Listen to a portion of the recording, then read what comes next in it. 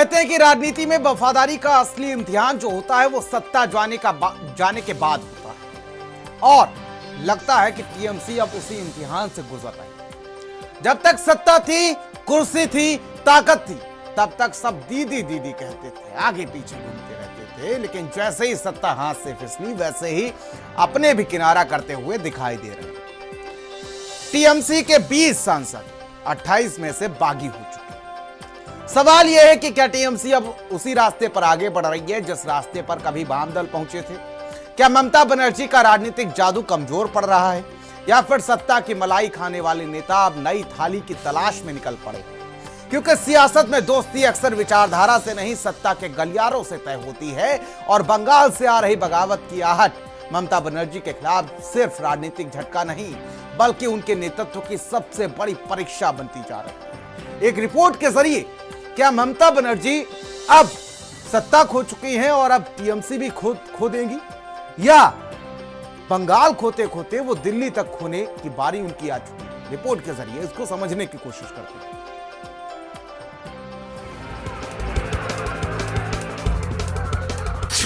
क्या सत्ता के बाद टीएमसी भी दीदी के हाथ से जाएगी? चुनाव की हार में झुलसी पार्टी अपनों को बागी बनाएगी।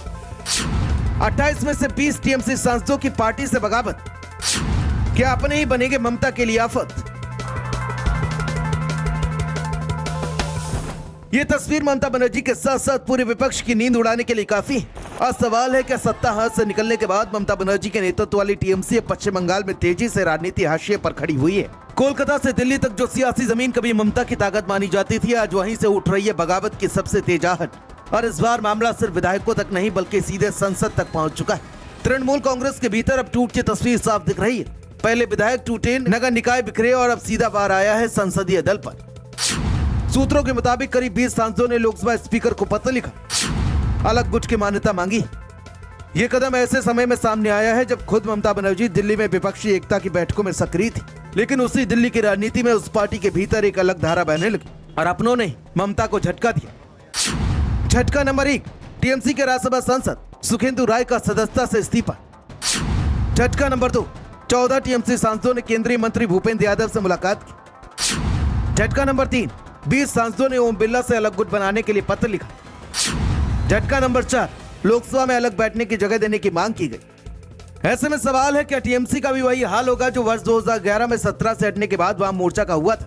15 साल बाद बीते महीने सत्ता गंवाने वाली तृणमूल कांग्रेस से राज्यसभा सांसद सुखेंदु राय ने राज्यसभा की सदस्यता से इस्तीफा दे दिया। बताया जा रहा है कि सुखेंदु फिलहाल दिल्ली में, उन्होंने पार्टी सुप्रीमो ममता बनर्जी को अपना इस्तीफा ईमेल कर दिया। टीएमसी में ये बड़ी बगावत ऐसे वक्त पर हुई जब Mamata Banerjee all India block की मीटिंग के लिए दिल्ली पहुंची थी। जिन्होंने अपना खून और पसीना दे के पार्टी को मजबूत किया, बरसों से उन्होंने लड़ाई किया वाम मोर्चा के खिलाफ, वो लोग पीछे चले गए। दलाल लोग, चोर, डकैत, रेपिस्ट, ये लोग सब सामने आ गए। 59 साल मैंने राजनीति में बिता दिया और ऐसे जोड़ फोड़, अलायंस वगैरह बहुत हुआ।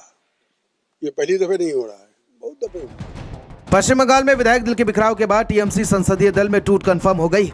सांसदों ने अपने पत्र में बताया कि वह एनडीए में शामिल होना चाहते हैं। हस्ताक्षर करने वालों में अरुण चक्रवर्ती, पार्थ भौमिक, शताब्दी रॉय, जगदीश वसुनिया, काकोली घोष दस्तीदार, प्रसून बनर्जी, कालीपदा सोरेन, शर्मिला सरकार, जून माल्या समेत शुभेंदु शेखर शामिल है। बागी गुट के नेता के तौर पर काकोली घोष दस्तीदार को मान्यता देने की मांग की गई। पश्चिम बंगाल में सत्ता परिवर्तन के बाद से ही लगातार टीएमसी में फूट देखने को नजर आ रही है। पहले 50 से ज़्यादा विधायकों ने बगावत की, उसके बाद टीएमसी के संसदीय दल में भी ये बगावत शुरू हो चुकी है। टीएमसी की सांसद काकोली घोष ने कहा है कि करीब 20 से ज़्यादा उनके पास सांसद है जो बीजेपी नेतृत्व वाले एनडीए का समर्थन करने को जो है फैसला लिया गया है। वहीं आज जो है केंद्रीय मंत्री भूपेंद्र यादव के यहाँ करीब 14 सांसद जो है वहाँ पहुंचे थे, मुलाकात की है केंद्रीय मंत्री। उनकी उस मुलाकात के दौरान पश्चिम बंगाल के शुभेंदु अधिकारी भी मौजूद थे। पश्चिम बंगाल के बाद अब ममता बनर्जी के लिए दिल्ली भी दूर होती दिख रही है। टीएमसी के लिए सिर्फ राजनीतिक संकट नहीं बल्कि नेतृत्व की परीक्षा बन गया है, क्योंकि एक तरफ दिल्ली में विपक्षी एकता की कोशिश और दूसरी तरफ पार्टी के भीतर टूट का तूफान। पहले विधायकों में असंतोष, फिर नगर निकायों में टूट और अब सांसदों की बगावत। ये कोई सामान्य राजनीतिक घटना नहीं बल्कि एक बड़े बदलाव का संकेत हो सकता है।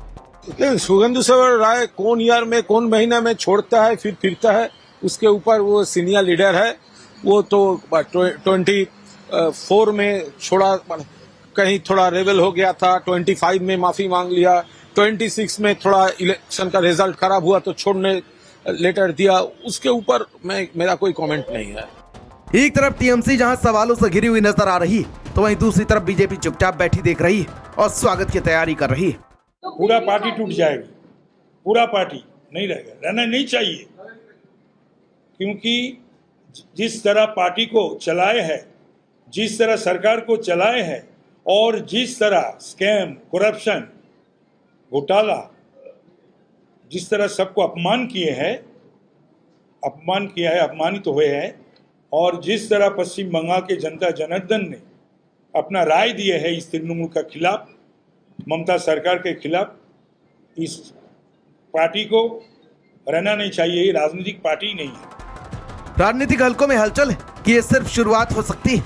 अगर संतोष बढ़ा तो आने वाले समय में और बड़ा राजनीतिक बदलाव देखने को मिल सकता है। सियासत में टूट अचानक नहीं होती, पहले वो अंदर की आवाज बनती और फिर धीरे धीरे वो आवाज बगावत बन जाती, और टीएमसी में अब वही आवाज साफ सुनाई दे रही है। स्पेशल डेस्क, भारत समाचार।